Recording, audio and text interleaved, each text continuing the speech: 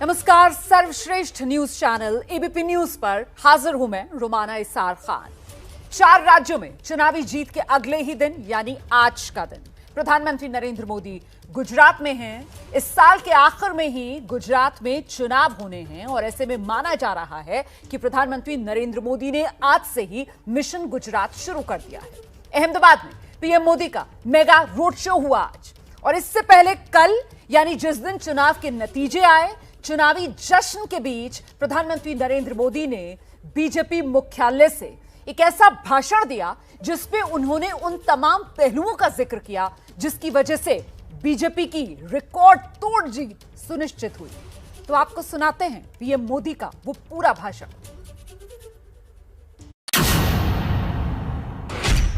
आज मैं ये भी कहूंगा कि 2019 के चुनाव नतीजों के बाद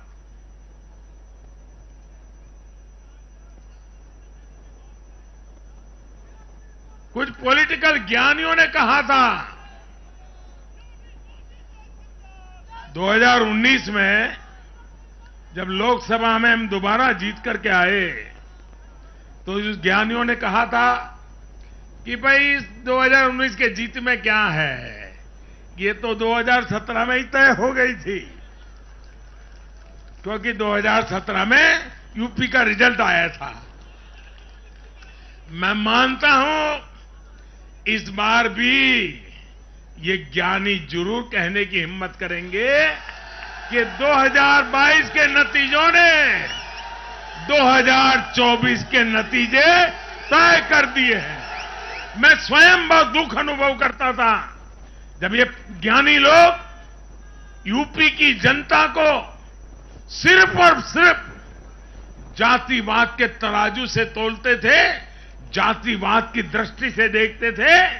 मैं समझता हूं कि उत्तर प्रदेश के नागरिकों को जातिवाद की बाड़ाबंदी में बांध करके वे उन जातियों का अपमान करते थे, उन नागरिकों का अपमान करते थे, पूरे उत्तर प्रदेश का अपमान करते थे।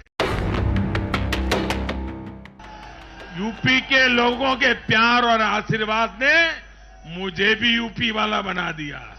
मैं बनारस का सांसद होने के नाते मेरे अनुभव से कह सकता हूं, यूपी के लोग ये बात समझ चुके हैं कि जाति को बदनाम करने वालों से, संप्रदाय को बदनाम करने वालों से अब दूर रहना है और राज्य के विकास को ही सर्वोच्च प्राथमिकता देनी है। यूपी के लोगों के प्यार और आशीर्वाद ने मुझे भी यूपी वाला बना दिया। मैं बनारस का सांसद होने के नाते मेरे अनुभव से कह सकता हूं, यूपी के लोग ये बात समझ चुके हैं कि जाति को बदनाम करने वालों से, संप्रदाय को बदनाम करने वालों से अब दूर रहना है और राज्य के विकास को ही सर्वोच्च प्राथमिकता देनी है। यूपी, गोवा और मणिपुर में सरकार में होने के बावजूद बीजेपी के वोट शेयर में वृद्धि हुई है।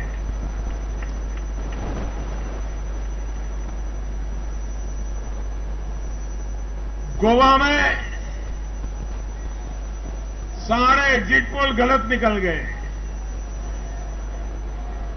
और वहां की जनता ने तीसरी बार सेवा करने का मौका दिया है। 10 साल तक सत्ता में रहने के बाद भी राज्य में बीजेपी की सीटों की संख्या बढ़ी है। उत्तराखंड में भी भाजपा ने नया इतिहास रचा है। राज्य में पहली बार कोई पार्टी लगातार दूसरी बार सत्ता में आई है। यानी सीमा से सटा एक पहाड़ी राज्य, एक समुद्र तटीय राज्य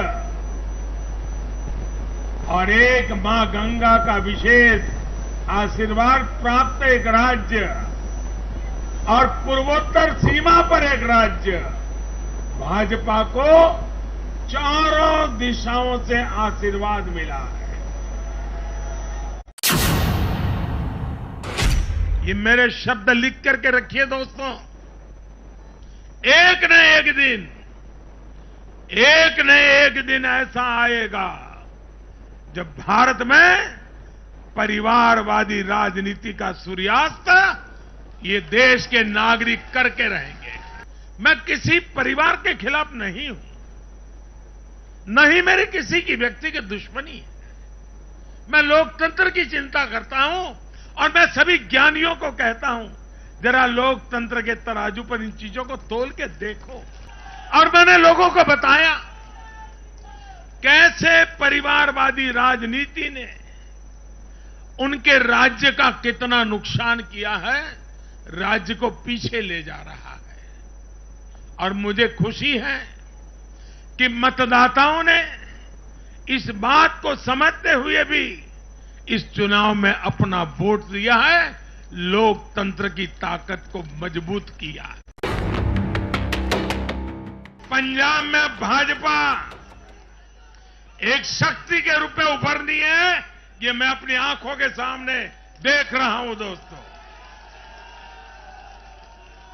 सीमावर्ती राज्य होने के नाते पंजाब को अलगाववादी राजनीति से सतर्क रखना भाजपा का कार्यकर्ता जान की बाजी लगा करके भी इस काम को करता रहेगा। आने वाले 5 सालों में भाजपा का हर कार्यकर्ता वहां इस दायित्व को जोर से। आप देख रहे हैं लखनऊ राजभवन पहुंचे उत्तर प्रदेश के मुख्यमंत्री योगी आदित्यनाथ को आप देख रहे हैं इस्तीफा सौंपने के लिए। दरअसल वो राजभवन पहुंचे, राज्यपाल आनंदीबेन से मुलाकात करते हुए आप देख रहे हैं योगी आदित्यनाथ को। तो ये अपना इस्तीफा जो उन्होंने सौंप दिया है, धमाकेदार जीत और वापसी जो बीजेपी ने की है उत्तर प्रदेश की सत्ता में, अब जो प्रक्रिया होती है उसके तहत मुख्यमंत्री ने अपना इस्तीफा सौंप दिया है। हालांकि केयरटेकर सीएम के तौर पर वो भूमिका निभाते रहेंगे जब तक नई सरकार का शपथ ग्रहण नहीं हो जाता। तो ये तस्वीरें अब से कुछ देर पहले की, राज्यपाल आनंदीबेन से मिलकर राजभवन में उत्तर प्रदेश के मुख्यमंत्री योगी आदित्यनाथ ने अपना इस्तीफा सौंप दिया है। साथ में आप प्रदेश अध्यक्ष स्वतंत्र देव सिंह को भी देख रहे थे। तो राज्यपाल को सीएम योगी ने अपना इस्तीफा सौंपा। और इससे पहले उत्तर प्रदेश में जो औपचारिक कैबिनेट की बैठक होती है वो बैठक भी की योगी आदित्यनाथ ने, और फिर वहीं से वो सीधा निकले थे राजभवन के लिए। राज्यपाल आनंदीबेन पटेल से मुलाकात की और उन्हें अपना इस्तीफा योगी आदित्यनाथ ने सौंप दिया है। केयरटेकर सीएम के तौर पर वो अभी अपनी भूमिका निभाएंगे। ये वो तस्वीरें जिस वक्त राजभवन पहुंचे थे योगी आदित्यनाथ, और यहां पर भी देखिए किस अंदाज में पुष्प वर्षा सी होती हुई नजर आई। राज्यपाल आनंदीबेन पटेल ने उनका अभिवादन किया, राज्यपाल से मुलाकात की योगी आदित्यनाथ ने और अपना इस्तीफा राज्यपाल को सौंप दिया है। और ये वो तस्वीर जिसका मैं जिक्र कर रही थी, बीजेपी के प्रदेश अध्यक्ष स्वतंत्र देव सिंह भी साथ में नजर आए इस मौके पर। सीएम योगी ने राज्यपाल को अपना इस्तीफा सौंपा।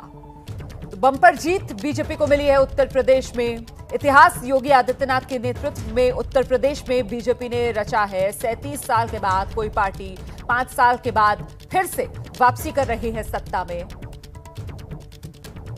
अब नई सरकार का गठन होगा और उससे पहले जो प्रक्रिया होती है कि जो पिछला मुख्यमंत्री होता है वो अपना इस्तीफा सौंपता है, उसी प्रक्रिया को पूरा करते हुए योगी आदित्यनाथ राजभवन पहुंचे, राज्यपाल को अपना इस्तीफा सौंपा।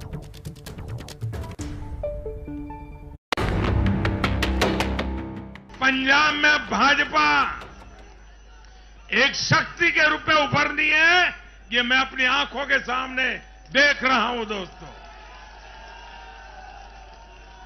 सीमावर्ती राज्य होने के नाते पंजाब को अलगाववादी राजनीति से सतर्क रखना भाजपा का कार्यकर्ता जान की बाजी लगा करके भी इस काम को करता रहेगा।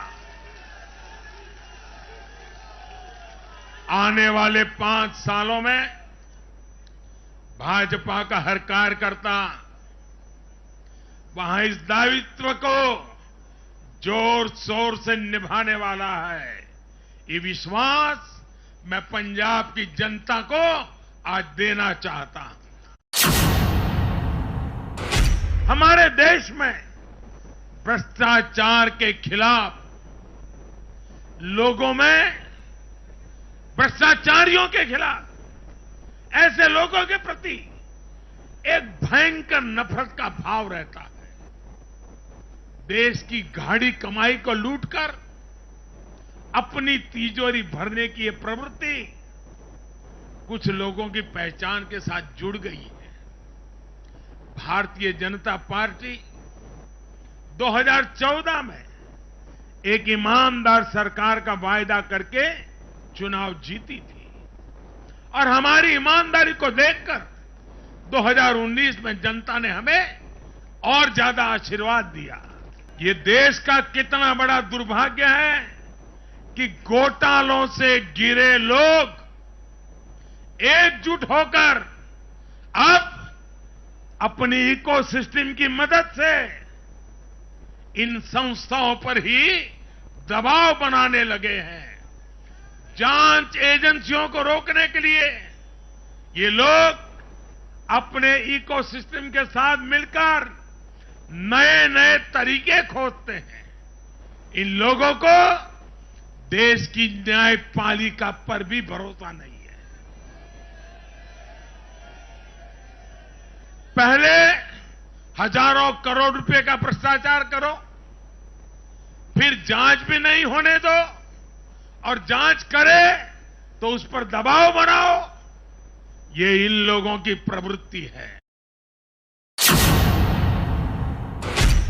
मैंने कहा था कि अब भाजपा को जहां जहां सेवा करने का मौका मिलेगा, हम हर योजना के जो हकदार हैं उनके लिए 100% सैचुरेशन यानी काम को 100% पूरा करना, हर गरीब तक हर सरकारी योजना का लाभ पहुंचाना, ये 100% की कल्पना करना 2 दशक से ज्यादा समय सरकार का काम करने के बाद मैं कहता हूं, ये बहुत बड़ी हिम्मत की है मैंने। और ये हिम्मत मैंने इसलिए की है कि जब ईमानदारी होती है, नीयत साफ होती है, गरीबों के प्रति करुणा होती है, देश का कल्याण यही जीवन का मंत्र होता है, तो फिर ऐसे निर्णय करने की ताकत पैदा होती है। भाजपा गरीब को भरोसा देती है कि प्रत्येक गरीब तक सरकार ने निर्णय किए हुई सुविधाएं जरूर पहुंचेगी। और मैं गरीब के घर तक उसका हक पहुंचाए बिना चैन से बैठने वाला इंसान नहीं। चुनाव के नतीजों में मेरी इन माताओं, बहनों का, बेटियों का बहुत बड़ा योगदान है। ये हमारा सौभाग्य है कि भाजपा को बहनों, बेटियों, माताओं ने इतना स्नेह दिया है, इतना आशीर्वाद मिला है। जहां जहां महिला मतदाताओं ने पुरुषों के मुकाबले ज्यादा वोट किया है, वहां बीजेपी को बम्पर जीत मिली है। मुझे इस बात का भी संतोष है कि फर्स्ट टाइम वोटर्स ने बढ़ चढ़कर मतदान में हिस्सा लिया और भाजपा की जीत पक्की की। ये नए तौर तरीके शुरू हुए हैं। किसी माफिया के खिलाफ अदालत कोई फैसला सुना देती है तो भी उसे ये लोग धर्म और जाति से जोड़ देते हैं।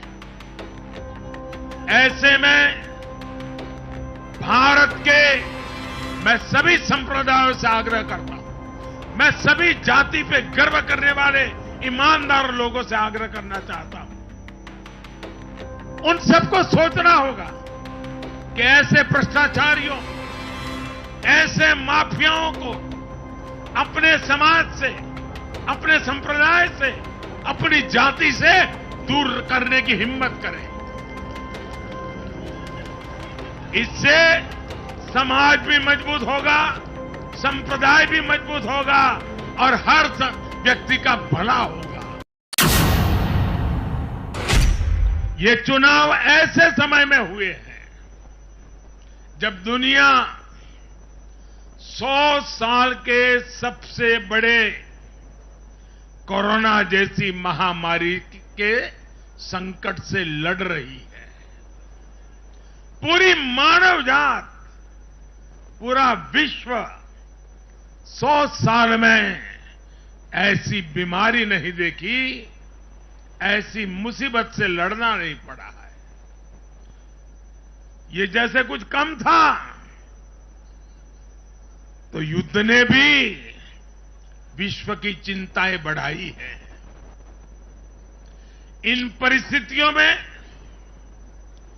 दुनिया भर की सप्लाई चेन छिन्न भिन्न हो गई है। 2 साल से सप्लाई चेन पर बहुत ही विपरीत प्रभाव हुआ और युद्ध ने उसमें और जोड़ दिया। इन चुनौतियों से निपटने के लिए भारत ने जो कदम उठाए, आर्थिक स्तर पर जो फैसले लिए, गरीब कल्याण के जो फैसले लिए, उन सभी ने भारत को संभलकर आगे बढ़ने में बहुत मदद की।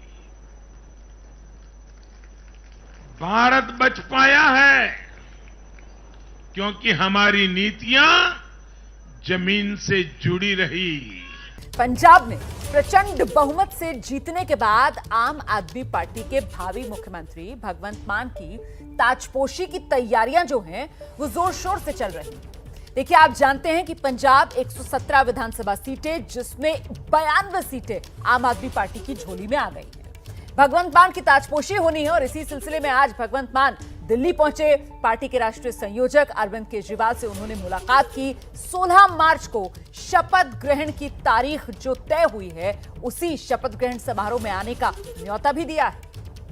पंजाब में लैंडस्लाइड विक्ट्री के बाद आज पंजाब के भावी सीएम भगवंत मान दिल्ली पहुंचे।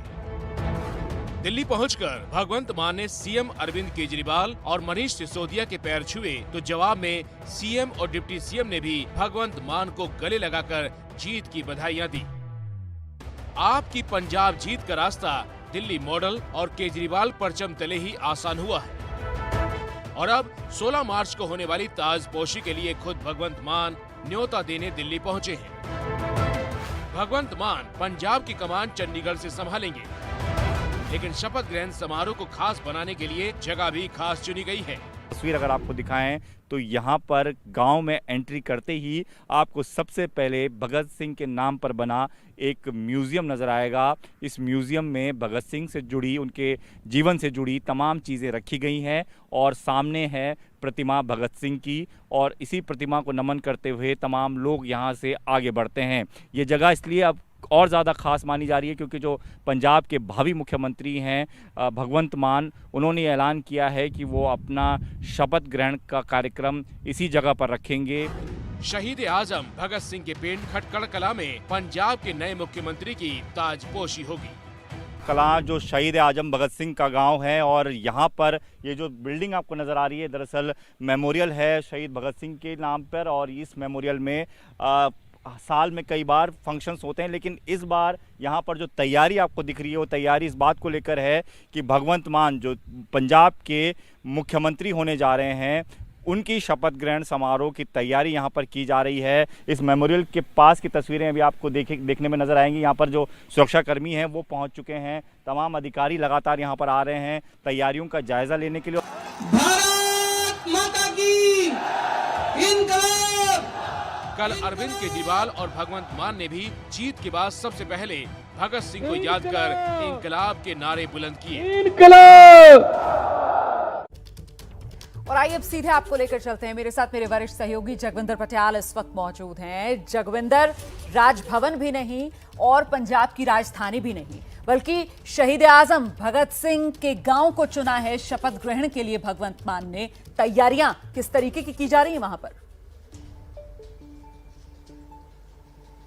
देखिए, तैयारियां भी है और एक मैसेज देने की कोशिश की जा रही है कि पहले पार्टियां जिस तरह से बड़ी जगहों से अपने आप को शपथ के लिए सरकार में लेके आती थी, उस तरह से नहीं होगा। इस बार एक मैसेज देने की ये भी कोशिश की गई है कि शहीदों की और भीमराव साहब अंबेडकर की फोटो जो है वो लगेगी हर सरकारी दफ्तर में, किसी चीफ मिनिस्टर की फोटो नहीं लगी होगी, ये ऐलान भी हो चुका है।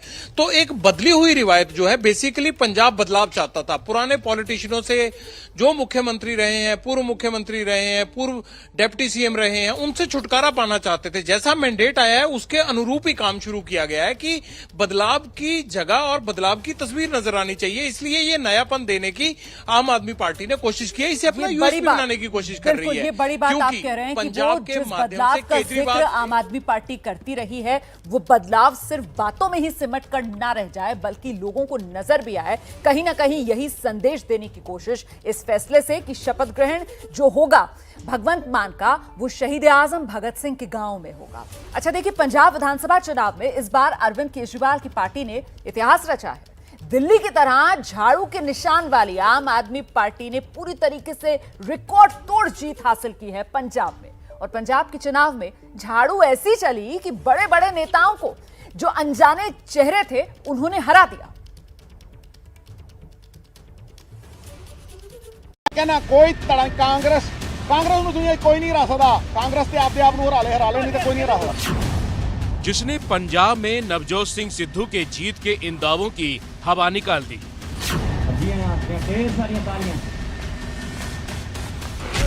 Character certificate.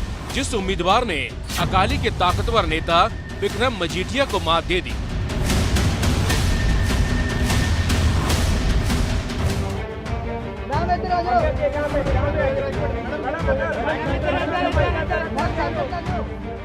आपकी वो विजयी उम्मीदवार कोई कद्दावर नेता नहीं, बल्कि समाज सेवा से सियासत में आई एक महिला विधायक जीवनजोत कौर है। देखो बिल्कुल, क्योंकि दो राजनीति ਦੇ ਦੋ ਵੱਡੇ ਹਾਥੀ ਇਸ ਹਲਕੇ ਦੇ ਵਿੱਚ ਸਾਡੇ ਸਾਹਮਣੇ ਸੀਗੇ। ਸੋ ਇੰਟਰਨੈਸ਼ਨਲ ਲੈਵਲ ਤੇ ਸੀਟ ਜਿਹੜੀ ਆ ਹੌਟੇ ਸੀਟ ਮੰਨੀ ਜਾ ਰਹੀ ਸੀ ਪੰਜਾਬ ਦੀ। ਪਰ ਉਸੇ ਟਾਈਮ ਤੇ ਮੈਂ ਇੱਕ ਗੱਲ ਕਹਿਣਾ ਚਾਹੁੰਦੀ ਆ ਕਿ ਜਦੋਂ ਅਸੀਂ ਲੋਕਾਂ ਦੇ ਵਿੱਚ ਵਿਚਰ ਰਹੇ ਸੀ, ਲੋਕਾਂ ਦੇ ਵਿੱਚ ਜਾ ਕੇ ਡੋਰ ਟੂ ਡੋਰ ਕਰ ਰਹੇ ਸੀ, ਤਾਂ ਜਿਹੜੀ ਚੰਗੀ ਗੱਲ ਲੱਗੀ ਕਿ ਲੋਕ ਆਇਡੈਂਟੀਟੀ ਪੋਲਿਟਿਕਸ ਚੋਂ ਉੱਪਰ ਉੱਠ ਚੁੱਕੇ ਸੀ। आम आदमी पार्टी की जीवनजोत कौर ने अमृतसर ईस्ट से सिद्धू और विक्रम मजीठिया को हराया है। जीवनजोत को 39,679 वोट मिले, सिद्धू को 32,929 वोट मिले और अकाली के विक्रम मजीठिया को 25,188 वोट। अमृतसर में जीवनजोत कौर की पहचान पैड वुमेन के तौर पर होती है। ये नाम इसलिए क्योंकि वो महिला कैदियों को पंजाब की जेलों में जाकर सैनिटरी पैड मुहैया कराती हैं। लेकिन अब नए पंजाब का अपना सपना साकार करना चाहती है।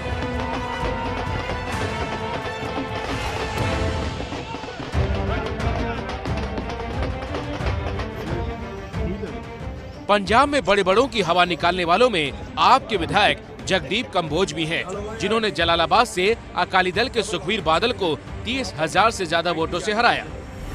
ਉਹਨੂੰ ਰਾਇਆ ਜਿੰਨੇ ਇੰਨੇ ਕਰੋੜਾਂ ਰੁਪਈਆ ਚ ਲੋਕਾਂ ਨੂੰ ਖਰੀਦਦਾ ਫਿਰਦਾ ਸੀ। ਐਤਕੀ ਪੈਸਾ ਵੀ ਹਾਰ ਗਿਆ, ਸ਼ਰਾਬ ਵੀ ਹਾਰ ਗਈ ਤੇ ਸੁਖਬੀਰ ਸਿੰਘ ਬਾਦਲ ਤੇ ਬਾਪੂ ਪਿਓ ਪੁੱਤਰ ਦੋਵੇਂ ਹਾਰ ਗਏ। छोटे बादल जगदीप कंबोज से हारे तो बड़े बादल यानी प्रकाश सिंह बादल को आपके गुरमीत सिंह ने लंबी सीट से हरा दिया। पिछले दिन ही कह दिता सी भी सरदार प्रकाश सिंह बादल दी भी एक वोट है, गुरमीत सिंह खुड्डियां दी एक वोट है। लोगों दी वोटां है, लोग जो भी फैसला करनगे वो मनना साडा सारियां दा, ते मैं उस दिन समझदा सी। अब देखिए पंजाब के मुख्यमंत्री चरणजीत सिंह चन्नी जो आज पद से इस्तीफा देने पहुंचे थे, हार स्वीकार कर रहे हैं कि मैं अपना इस्तीफा गवर्नर साहब ਨੂੰ सौंप दिता है। गवर्नर साहब ने नवी सौं चक्कण तक मैनू कंटिन्यू करने वास्ते किया है, कैबिनेट नू कंटिन्यू करने वास्ते किया है। सो जो पब्लिक दा फैसला आया सानू सिर मथे है। चरणजीत सिंह चन्नी 2 सीट से चुनाव लड़े थे और दोनों से हारे। भदौर सीट से तो आपके लाभ सिंह उगोको ने चन्नी का सपना तोड़ा है। लाभ सिंह भी कोई बड़े सियासी खानदान के नहीं हैं। लाभ सिंह के पिता ड्राइवर हैं, मां सफाई कर्मी हैं और खुद मोबाइल शॉप पर काम करते हैं। साफ है पंजाब में केजरीवाल की पार्टी ने करिश्मा किया है। अनजाने चेहरों ने बड़े बड़ों को हराया है। पंजाब के नतीजे आए हैं, ये एक बहुत बड़ा इनकलाब है। पंजाब के नतीजे बहुत बड़ा इनकलाब है। बड़ी बड़ी कुर्सियां हिल गई हैं आज पंजाब के अंदर। और पहली बार पंजाब में एक साथ 90 से ज्यादा सीट जीतने वाली आम आदमी पार्टी भांगड़ा कर रही है। पंजाब की जनता के इस फैसले पर दूसरे राज्यों की सरकारें हैरान हैं।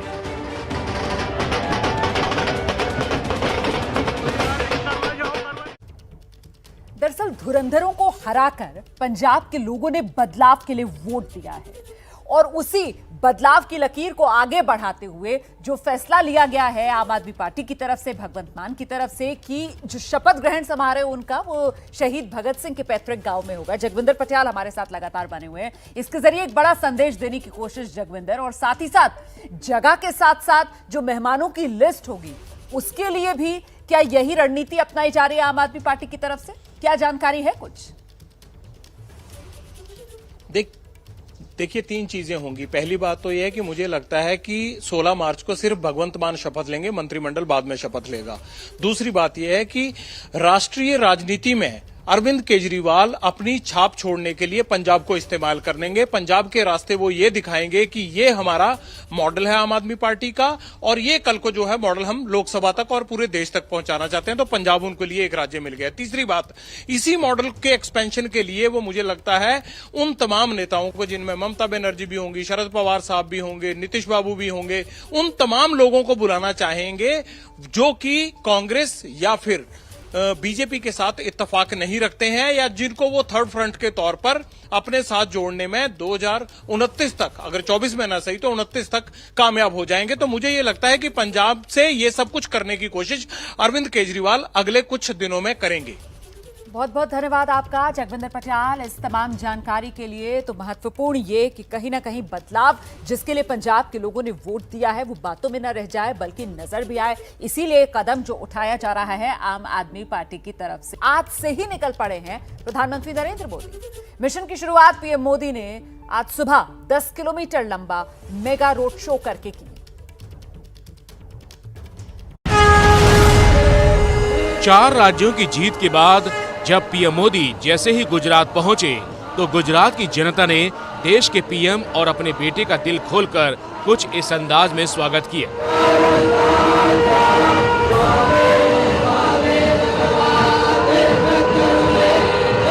जीत के शहंशाह पीएम मोदी आज से 2 दिन के गुजरात दौरे पर हैं। पीएम के दौरे की शुरुआत अहमदाबाद एयरपोर्ट से बीजेपी दफ्तर कमलम के लिए करीब 10 किलोमीटर लंबे रोड शो के साथ हुई।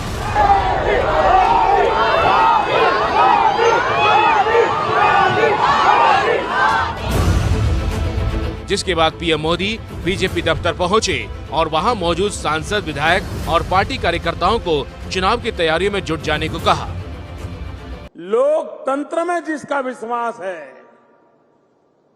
उन सबको समर्पण भाव से ग्रामीण सारी व्यवस्थाएं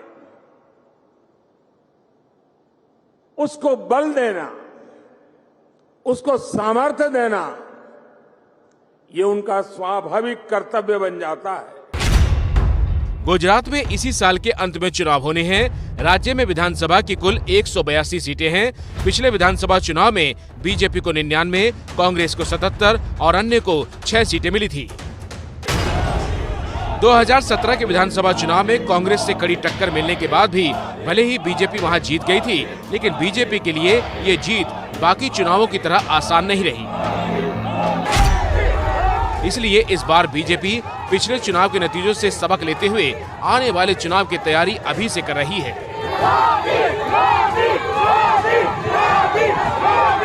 और इसकी झलक आज पीएम मोदी के रोड शो में भी साफ देखने को मिल गई। चुनाव में भले ही 6 महीने से ज्यादा का वक्त है, लेकिन बीजेपी ने चुनाव की तैयारियों का श्री गणेश कर दिया है।